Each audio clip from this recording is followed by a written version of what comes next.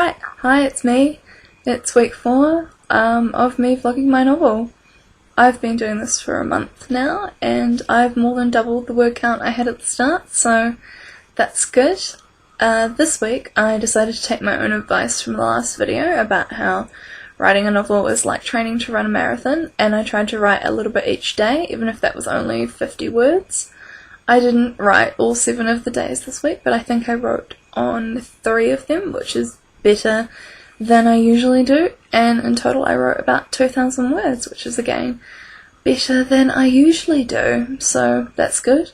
I'm inching my way towards 10,000 words slowly, which puts me, I don't know, relatively well on track to meet my goals, so that's good. Alright, so next week I'm going to try and write 4 out of the 7 days, which hopefully I will be able to achieve.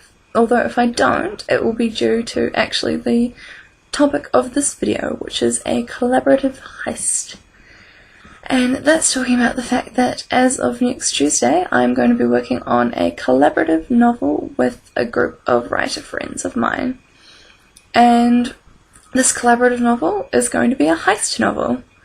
Now, I've done collaborative novels, well, I've done one before, and I've worked on other collaborative projects, and they're really fun. I really enjoy them. You get to work with a bunch of other creative people to come up with cool stuff.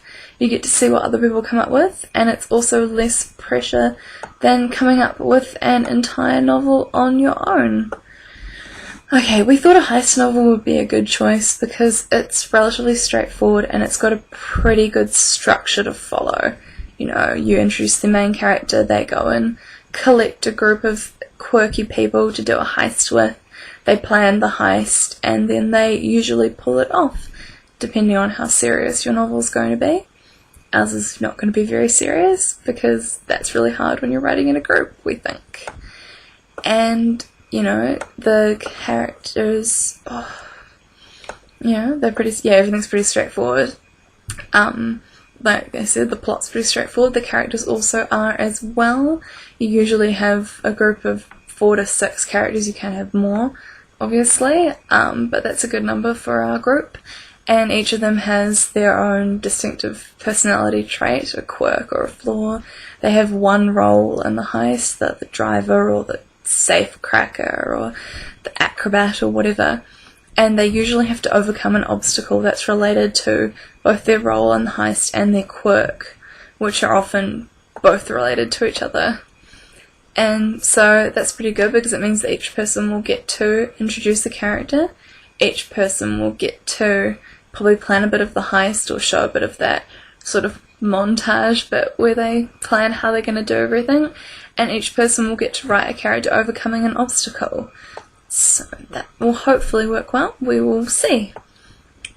The first collaboration I did, which would have been a while ago now, 2010 maybe, we didn't really have that many rules. I think we picked the gender of the main character first, and that was about it, which meant we came up with some pretty crazy stuff. It turned out dragons and reincarnated Greek gods. It was pretty hilarious, but it was really, really fun. This one we've obviously got slightly more planning. We've decided the type of novel we're going to write.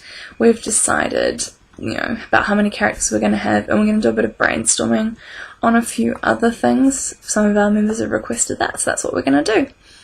And it's going to be a bit more, it's going to be a writing exercise more than a novel, I guess. It's just practice and it's fun. Okay, we're writing 2,000 words on each go, and we've got a week to write that 2,000 words. And once we've gone through everyone in the group, we will go back and start again and presumably keep going until we finish the novel. I think collaborative novels are a great idea for a couple of reasons. Apart from the fact that it's less stress than writing a novel all on your own, you get to practice basically not blocking other people, which means that in your section you have to leave it open enough that the next person's not written into a corner, which is good practice for not writing yourself into a corner. It also means that you get to see what other people come up with, how other people work, what they're good at and what they're less good at, and it also gives them an opportunity to give you critique if you want it and tell you what you could work on and what you did really well. And in general you can improve your writing, and you can also have a lot of fun.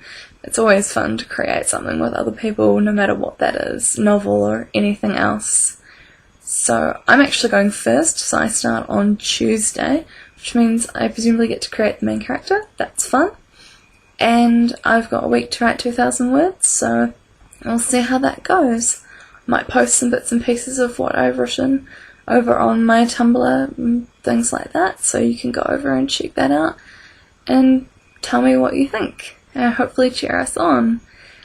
Alright, that's me for this week. As usual, you should follow me on Tumblr and Twitter and Instagram if you want to hear me rant about writing and see pictures of where I live, basically. And you can find all that information in the description down there. And yeah, that is me for this week. I will see you in 7 days.